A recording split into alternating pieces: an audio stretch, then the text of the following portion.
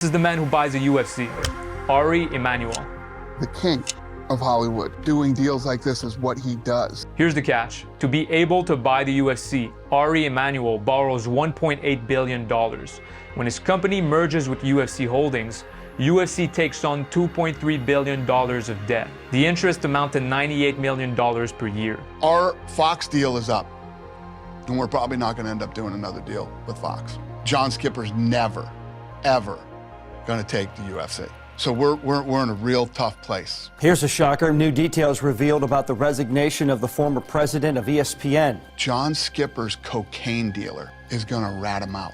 What? What? He says he resigned because his drug dealer tried to extort him. So he has to step down from ESPN right at the time that we're trying to make a TV deal. So UFC is going to be on ESPN now. Yeah. No more Fox. No more Fox. That's done. The UFC on ESPN.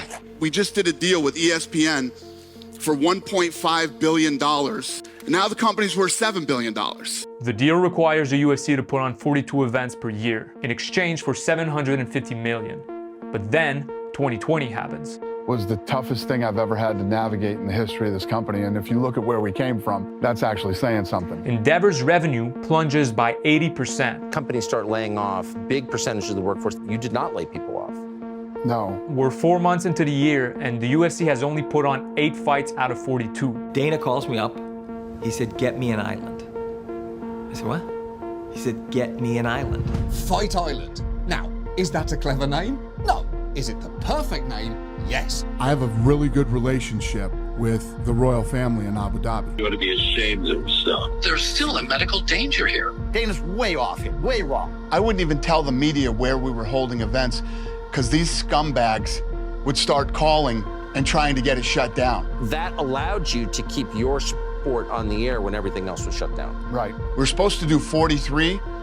That year we did 42. We gained a lot of fans because there was nothing to gamble on.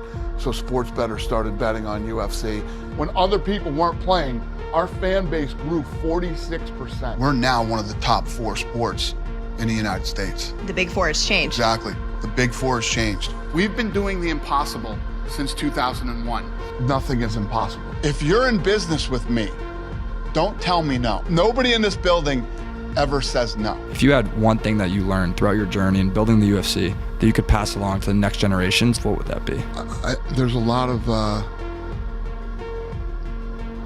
I tell young people now all the time, I definitely tell my kids, if you are even remotely a savage, you'll run these people over. So it's all out there for the taking right now. I just keep saying it. There's no reason to be that mean and cruel to people all the time. I actually like chaos. Yeah, you must. If I don't have it, I'll create it in my own personal way. I don't believe I've ever brought him up to behave like that. I'm a savage. Yeah, I know. And I was raised by a single mother.